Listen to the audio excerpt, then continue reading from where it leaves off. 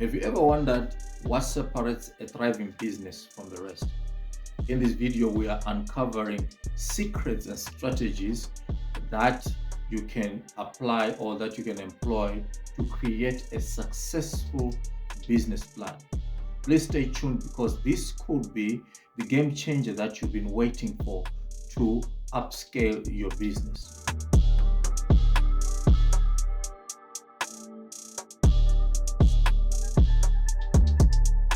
This is results-oriented preparation, where early preparation equals excellent results.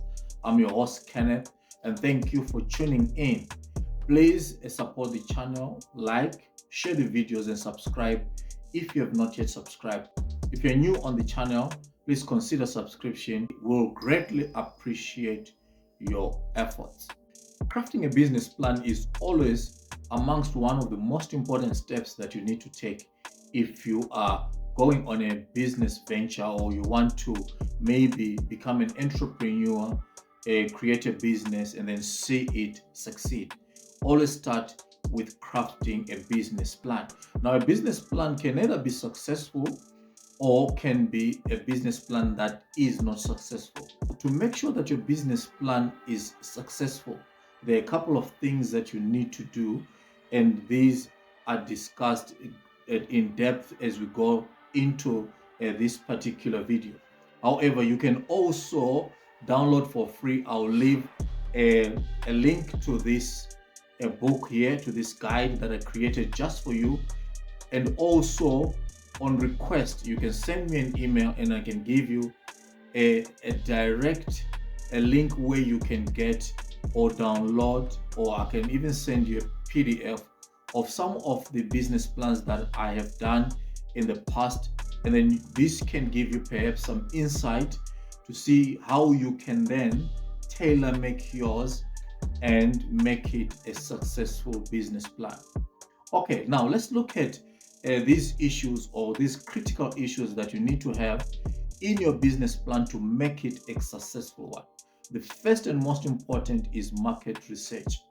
Now, market research does a lot of things. One, you can identify your target audience through market research, meaning that you know exactly who you're going to be selling to. If perhaps you're selling a product or a service, you need to identify the target audience for your particular business. Whatever it is that you're selling, there must be a specific customer that you're targeting with your product or your service. Now, in market research, we identify who that is. Now, identifying and knowing exactly who you are selling to will make all the other efforts targeted, so that you are creating a product for a particular audience. Therefore, everything else, including your marketing, your sales promotion, everything else will be targeted to suit that particular customer. So this means that you're becoming more specific, and this ensures success. Another thing that is covered in your market research, for example, would be your competitor analysis. What are your competitors doing? What are their strengths? What are their weaknesses? From this, you can come up with opportunities and threats that can affect your performance as a business. So it is very important that you have a very in-depth market research that deals with all these issues. Market research also allows you to pinpoint the market needs. What does your market need? Now, in knowing exactly what the market needs means that you are able then to tailor your product to suit specific need. Now, this ensures that at all times, whatever a product or service you are coming up with has got a demand that is ready and waiting for it.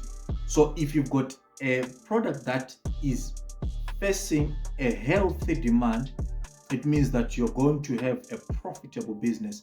Remember, you're in this to make money. Profit becomes your objective, and profit can only be a worthwhile objective if you've got a product that satisfies a specific need. All right, do not come up with generic products, because generic products face a lot of opposition because of the greater competition with other in that particular niche that probably will perform better. So if you have a product that targets a specific need, then you have a healthy demand for your product. Therefore, success of that particular product in the market increases exponentially. The next item that you need to consider is financial planning. Your successful business plan must have a sound financial plan. Now, this means that you need to have a sound budget and forecasting. All right. And what I mean by that is you need, for instance, to have a cash flow projection. A cash flow projection will cover exactly the cost outlay. What are your costs like on a month-to-month basis or in whatever time period you're looking at, and then you can what forecast this on a maybe a longer time period in a year, 5-year projections. How much are you forecasting in terms of your expenses, in terms of your income? Now, it is very important, I need to stress this, if you are making a financial plan, to make sure that your projections are as accurate as possible. Now, this can be a difference maker in terms of whether, for instance, if you are looking for financing, in terms of investors or other financiers to consider financing your projects. If you've got accurate projections, and these can be proven with, for instance, maybe a look at supporting evidences, right?